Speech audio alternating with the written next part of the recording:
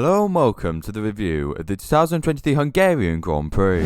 Firstly, let's start off with the teams and begin with the record breakers Red Bull. The weekend didn't look great in the beginning for Red Bull, as they didn't top any practice session and didn't even top qualifying either. However, Max Verstappen went on to win one of his most dominant drives of his career and won by over 33 seconds. And thanks to Verstappen's win, Red Bull have now broken a 35-year-old record of most consecutive wins of a constructor, which was previously held by McLaren since 1988. Sergio Perez this weekend started off with a crash, as he found the barriers on the exit of Turn 5 just 4 minutes into the first practice session of the weekend. In qualifying, Sergio Perez finally made it into Q3, but only managed 9th. In the race, Perez had to get his elbows out, and managed to finish on the podium in 3rd. On to McLaren, and they are certainly the second fastest team at the moment. In qualifying, both McLarens qualified in the top 4 for the second race in a row, as Lando Norris qualified 3rd and Oscar Piastri qualified in 4th. In the race, Piastri had a brilliant lap 1 as he climbed up to 2nd, overtaking his teammate Norris in the process. Piastri and Norris were running 2nd and 3rd for a while, but when the first round of pit stops occurred, Norris undercutted his teammate, which jumped him into 2nd place. Piastri seemed to drop pace throughout the race, which ended up being due to damage, as the Australian crossed the line in 5th place.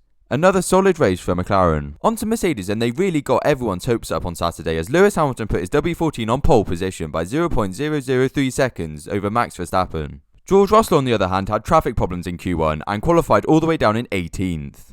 At the start of the race, Lewis Hamilton had an average start as by the time he had reached Turn 1, Verstappen was alongside and ahead of him on the inside, forcing Hamilton to go wide, which allowed the two McLarens to drive past, dropping Hamilton down to 4th place. Mercedes seemed to struggle with their race pace up until the last 10 laps, where both Hamilton and Russell seemed to gain on the cars ahead of them. In the end, Hamilton finished 4th, and Russell finished in 7th, but was promoted to 6th due to another driver getting a penalty. Let's move on to Ferrari, and they had another average weekend, as in qualifying, Carlos Sainz was knocked out in Q2, qualifying 11th, and Charles Leclerc qualified 6th. In their race, the two Ferraris were pretty uneventful, apart from Charles Leclerc's horror pit stops during the race, as in his first pit stop, he was stuck in his pit box for 9.4 seconds. And in the second pit stop, he sped in the pit lane, which gave him a 5-second time penalty. In the end, Carlos Sainz crossed the line 8th, and Charles Leclerc crossed the line in 6th, but was demoted to 7th due to his 5-second time penalty. On to Aston Martin, and they seem to be falling even further behind the top teams as they scored even less points than last weekend. In qualifying, Lance Stroll qualified down in 14th, and Fernando Alonso qualified 8th. In the race, Lance Stroll battled his way through to the points, and Fernando Alonso dropped down to 9th. Let's move on to Alfa Romeo, and they couldn't even imagine of the weekend that they had.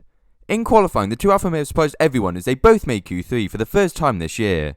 At the end of Q3, Bottas qualified 7th and Zhou qualified up in 5th, ahead of the two Ferraris. In the race, their qualifying work was completely ruined as Zhou struggled to pull off the grid, dropping towards the back. Then at turn 1, he hit Ricciardo, who hit the two Alpines, sending them both out the race for the second race in a row. The two Alpines had a double DNF, and Zhou Guanyu was given a 5-second penalty as a result. Valtteri Bottas had also dropped out the points by the end of lap 1. By the end of the race, neither driver recovered back to the points as Bottas crossed the line in 12th and Zhou Guanyu crossed the line in 16th, 11 places off where he started. On to Williams, and they didn't show the same pace as they did last weekend, as neither driver got through Q1, with Alex Albon qualifying 16th and Logan Sargent qualifying 20th. The race was better for Albon, however, as he just missed out on points in 11th, and Logan Sargent retired with just a few laps to go. Next up is AlphaTauri, and Daniel Ricciardo was able to reach Q2 and outqualify his teammate Yuki Tsunoda, as Tsunoda qualified 17th and Ricciardo qualified 13th. In the race, despite dropping down to last on lap 1, Ricciardo recovered to 13th and Tsunoda finished in 15th. Finally Haas, and they had another usual weekend, as Nico Hülkenberg yet again made Q3 in 10th and Kevin Magnussen qualified down in 19th. And as always, Haas's race pace was nowhere near as good as their qualifying pace, as Nico Hülkenberg finished in 14th and Kevin Magnussen finished in 17th. Now that's all the teams wrapped up. Let's move on to the top 3 things we learned from the Hungarian Grand Prix. At number 3, I've gone with Alfa Romeo have finally re-entered the midfield. At the start of 2022, Alfa Romeo looked competitive with consistent points, but this soon faded. But after their new upgrades, these times could be back. At number 2, I've gone with Daniel Ricciardo still has pace. After struggling at McLaren for the last couple of years and not having a seat for 8 months, Daniel Ricciardo showed that he still has pace.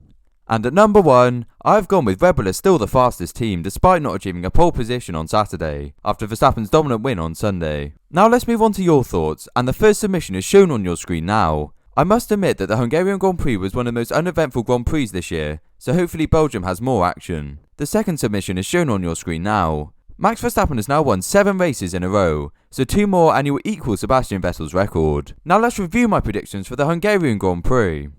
For the top 3, I predicted Max Verstappen P1, which was correct, George Russell P2, which was incorrect, and Sergio Perez P3, which was correct.